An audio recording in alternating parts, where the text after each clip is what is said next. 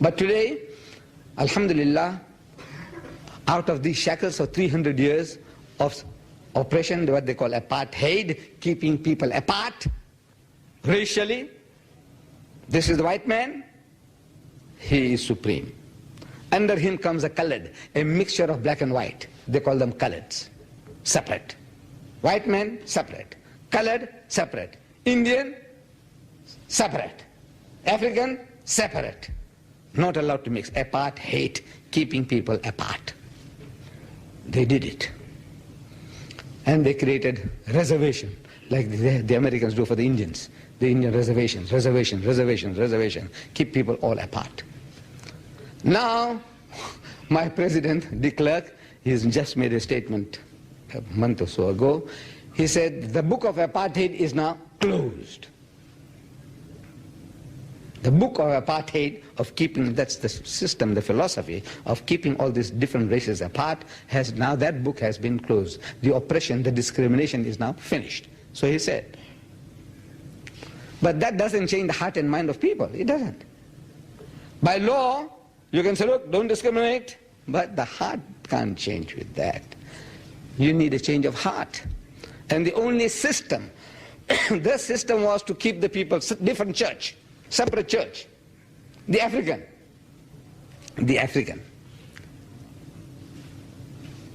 They did one thing great. The white man, in enslaving people, gave him the Bible in his own mother tongue. That's great.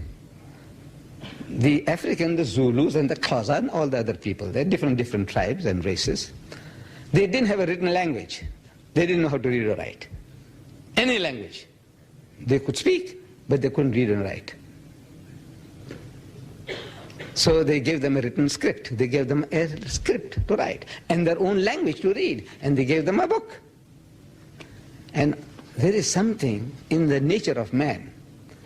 I think if he's got a healthy mind, he wants knowledge, and the easiest way and the best friend that you can have is a book.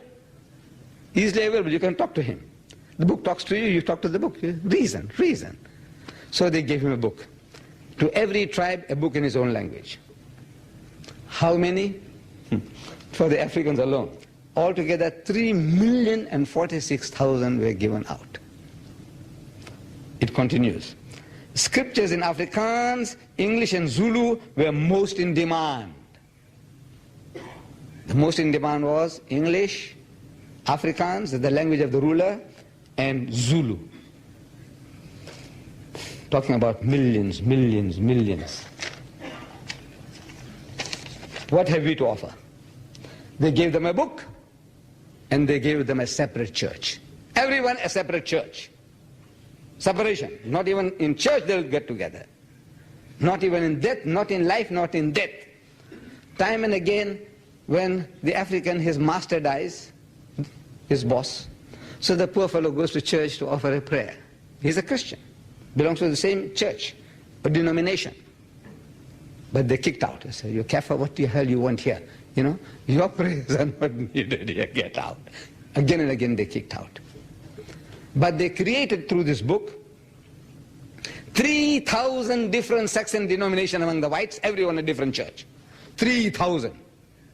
Among the whites of South Africa, 1,000 different churches and denominations, and 3,000 among the blacks.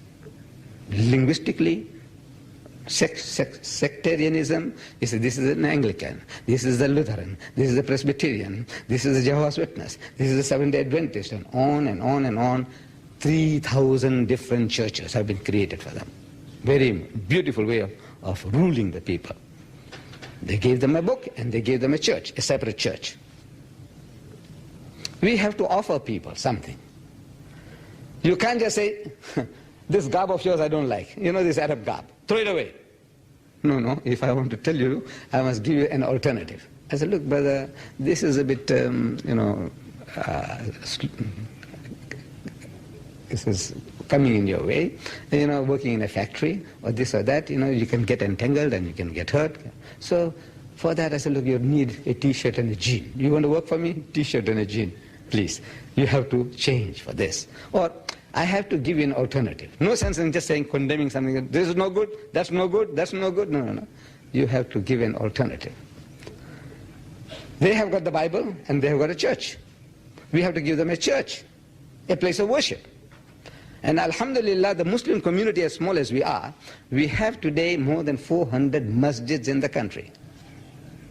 All built except for one, with our own sweated labor. No help from the outside. We have done a beautiful job. I said except for one. All our own sweated labor. We have got more than 400 different madrasas, religious schools in the country. Our own sweated labor. We look after our widows, our cripples, everything, charity. We are doing a fine job. But now, the part of South Africa, the most dominant community in that country are the Zulus. And the Zulus happen to be 8 million strong. A cohesive community. They are really like the Quraysh in the times of early Islam. The Quraysh among the different tribes. This is Bani Kalb, and this is Bani this, and this is Bani that. Among all them, he says, Bani Hashim, and this is the Quraysh. We are the Quraysh. The Quraysh of South Africa are the Zulus. And there are 8 million Zulus. And my brethren, they want to come and do business with South Africa. The white man is opening the doors, mashallah. But now we will go automatically into the white man's camp. Automatically. Because he is making the approaches. And if we don't have the presence of mind and get caught out, sooner or later, that guy says, look man, the white man oppressed us for 300 years and now you come along and you are trying to take his place. It's not a very healthy situation. Unless we make him our brother. Give him something, man. And he's not asking you for charity, he's not asking you for money, he's not asking you for food. Give him deen, faith. Make him your brother. Make him your brother. And for that, we have just published 100,000 Zulu Qurans. 100,000. For a nation of 8 million. 100,000 sounds a lot. But for 8 million people who are on the verge of change, they're coming alive, alert to their power and their strength, 100,000 is nothing. The Christians are talking about millions and millions and millions. At the present moment, the South African government is now geared to give out 10 million Bibles. De Klerk himself, the government money, that means our money, our taxpayers' money, he is going to pay for 1 million Bibles alone from the taxpayers' money.